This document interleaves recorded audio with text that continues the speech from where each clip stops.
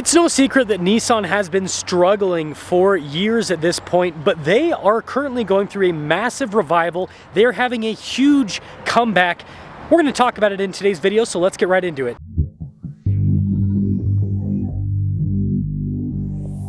Now, I've actually come to a Nissan dealership rather than just being a lazy piece of crap and sitting behind a computer screen. We're gonna go through the cars and talk about what's actually happening. To start things off, let's go over the sales figures. So back in 2019, the Nissan group here in the US sold just over 1.3 million, actually mid 1.3 millions, 1.345 million vehicles. That's huge.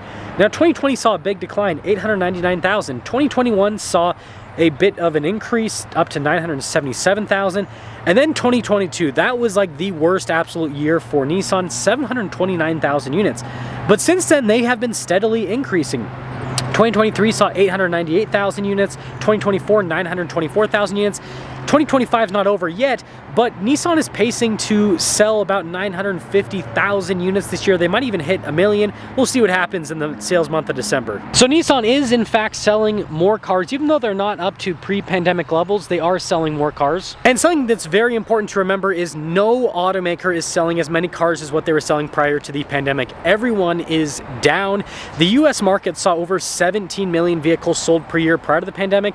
Now we're in the 15, 16 million unit range. And so Nissan not selling their pre-pandemic levels is right in line with everyone else. And again, they're having growth, whereas a lot of other automakers, they're not growing at all anymore. So why is Nissan's sales volume increasing so much? Well, I think the Nissan Frontier tells a lot. They've got several different packages on the Frontier, but the bread and butter is really the Pro 4X. This vehicle is off-road capable. You can see it's got skid plates, recovery points, protection for the bed. A lot of automakers are not adding that to their trucks lately. It's very simplistic. It has leaf springs, solid axle in the back. Under the hood is an NAV6, no turbos or anything. And it has a very nice interior for a mid-sized pickup truck. Now, it starts at just over $41,000. This one's equipped up to just over $50,000. But that is fully loaded, and so you have this more simplistic, back to the basics pickup truck that everyone loves, or what a lot of people are looking for, and it's not crazy compared to the other trucks. I mean, just to give you an idea of the pricing difference, this Tacoma TRD Pro that I'm testing out this week is in the mid-60s for its sticker price. It's well over $15,000 more than that Frontier. So that's the first thing that Nissan's doing really well. They're offering back to the basics type vehicles at a reasonable price point. Again, a lot of people want something that's just durable and reliable, and that's what the Frontier offers currently. And something that is quite interesting is this is a huge shift in the market. 5 to 10 years ago, buyers wanted more features, more complexity, more this, more that.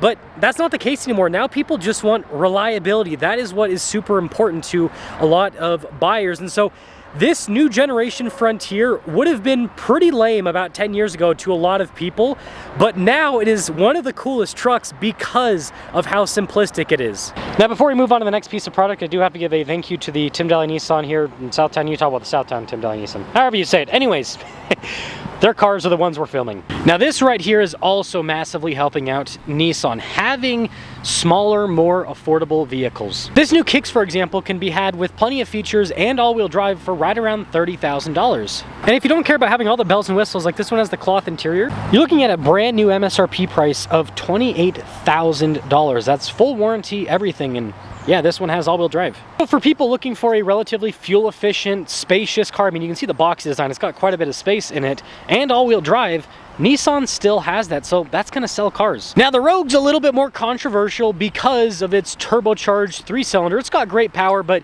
yeah, turbo 3-cylinder, it's a very small displacement engine. But if we look at the price tag of this off-road version, this is a Rock Creek, $37,445.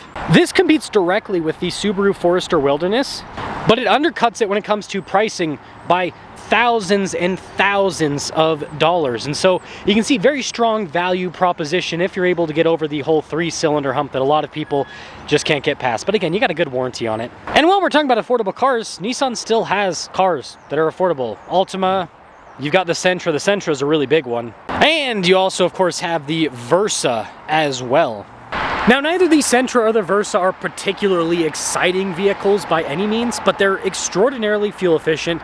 They're also very affordable. They're both well under $30,000. I mean, the Versas are like literally the definition of dirt cheap when it comes to brand new vehicles. But if you like look at the insides of them, again, they're pretty darn nice. Like, look at the inside of this Sentra. You've got a nice little touchscreen there. The steering wheel has soft touch around it. You've got nice trim on the shifter and everything.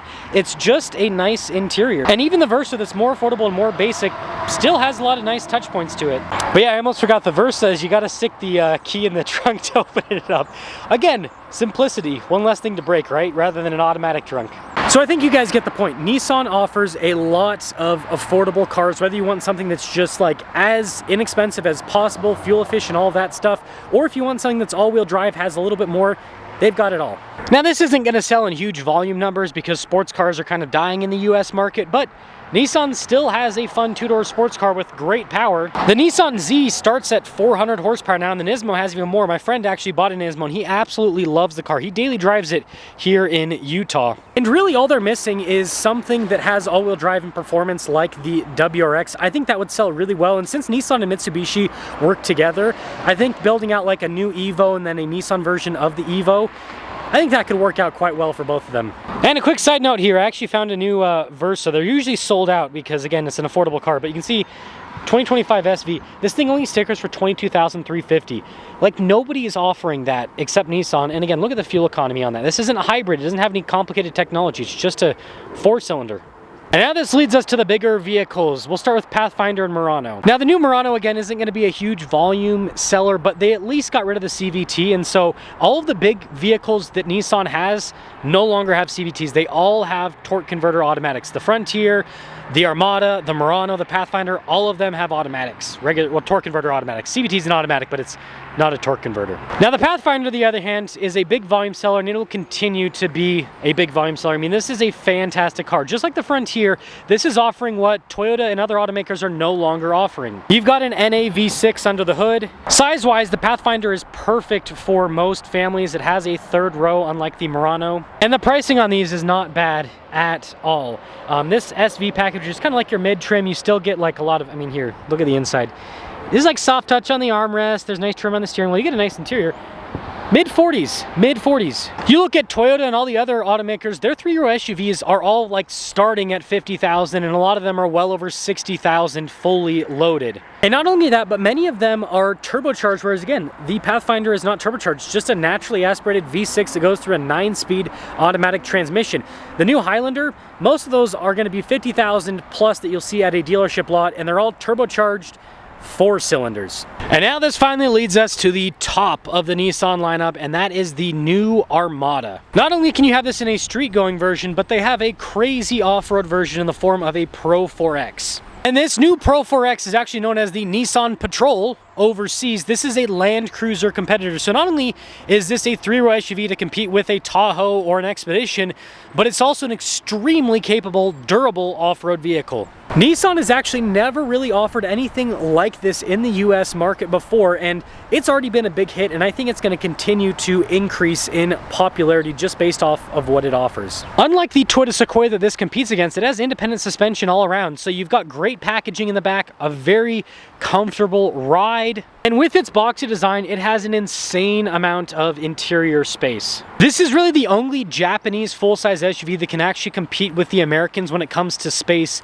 and comfort. The packaging on the new Toyota Sequoia is an absolute nightmare. Now, you can get the Armada for as inexpensive as $65,000, which for a full-size SUV in today's market isn't bad at all when it comes to pricing. And these loaded up Pro 4Xs are definitely not cheap by any means. I mean, this one, for example, stickers for over $80,000. But that price really isn't bad at all. This has a modified GTR engine under the hood, amazing build quality. Again, this is as well built as a Toyota Land Cruiser, and those are over $100,000 now.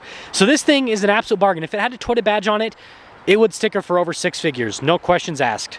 Now, with all of that being said, Nissan is obviously still struggling financially. They still have to kind of taper things off with the business, but I don't think that this will be bad for the consumers at the end of the day, because so far, as Nissan has been simplifying things, we've gotten better vehicles. We have a Nissan Patrol in the US market because of Nissan's current financial situation.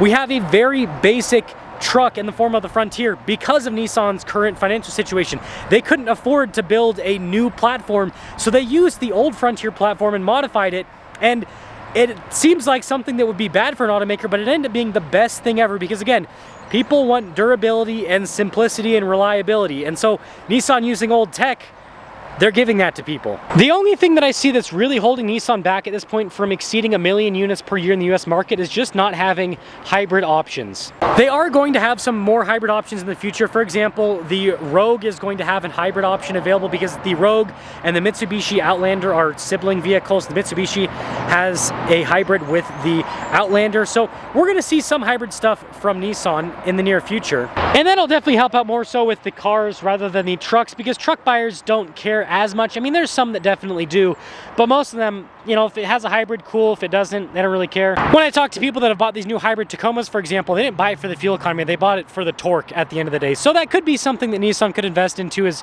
you know, hybrid powertrains with their trucks to add some torque, but it also adds complexity, and some buyers might not want that. Well, that's all she wrote. If Nissan continues to do what they've been doing, where they are using some modern technology with some old school technology to provide a more reliable product compared to the competition at a more reasonable price point, they will continue to increase in vehicle sales. It might take some time for the customers to trickle in, because you got to remember, some people are still brand zombies where they will just buy whatever they have always bought, but I think that's kind of going away. I think brand loyalty really isn't what it used to be, and so I think you're going to see a lot of people from every sort of brand, you know, Toyota, Ford, Chevy, it doesn't matter, jump onto the Nissan bandwagon, because Nissan is simply offering what the other automakers are not offering with several vehicles. And the other big thing, like I said, is just the price point. Nissan is not being overly greedy with their prices on their new cars. Their cars are priced reasonably for the market, and